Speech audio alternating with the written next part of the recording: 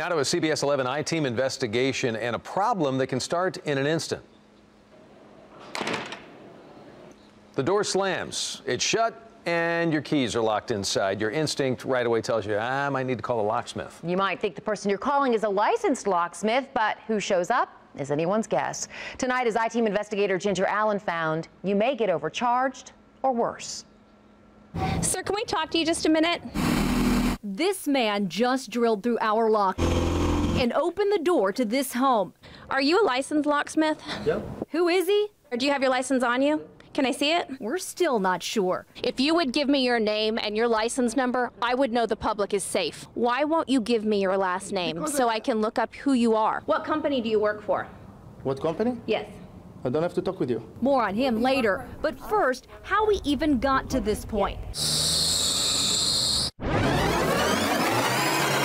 He got here in a little gray car with no identification, and we were at his mercy. Margaret doesn't want us to use her last name. Last month, she called information for the nearest locksmith. She's still not sure who came out, but she's very sure $150 was outrageous for the 10 minutes it took to pick her lock.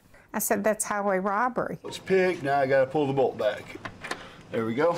John Arnold is a licensed locksmith on the board of the Associated Locksmiths of America. He says what happened to Margaret is part of a nationwide public safety problem. You've got to understand, I know how to break into your house. I know how to circumvent your alarm. I can make keys to your stuff. Texas law requires locksmith companies to be licensed by the Department of Public Safety, and locksmiths unlocking your home must carry a security license at all times. This proves they have undergone a state background check.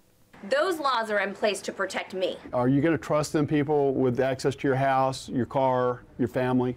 Numbers coming from Austin. We wanted to see for ourselves what happens when you call some of the numbers listed as locksmiths. The association helped the I-Team install a simple lock at this home in Hurst. Door's unlocked. You did that in 35 seconds.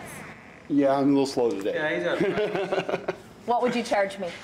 I would charge you $75. We searched Locksmith Hurst online and called one of the first companies that popped up. Are you the locksmith? He told our producer this was a very difficult lock. When picking it did not work, he brought out a power tool and drilled not one, but 2 holes. It destroyed the lock and damaged our door. He said we owed him $150, and then he asked if we wanted the lock replaced, which would have cost even more. I'm told that this was a simple lock that should have taken less than 5 minutes to open. You drilled the door. When I asked to see his license, he asked to see mine. Mine? Yeah. You want to see my license? Yeah. Well, here's my identification of my company. Where's yours? But he never gave us any answers. So if you go to your phone or your computer right now and search the words locksmith and the city you live in, many numbers will pop up. But the Associated Locksmiths of America tell us the majority of the numbers on this first page are not legitimate. The association tells us this man was likely sent out by call centers located out of state or overseas. We've learned many of the outfits have spent years mastering ways to create phone numbers and websites. And the sites are so sophisticated, they pop up on the first page of a search engine.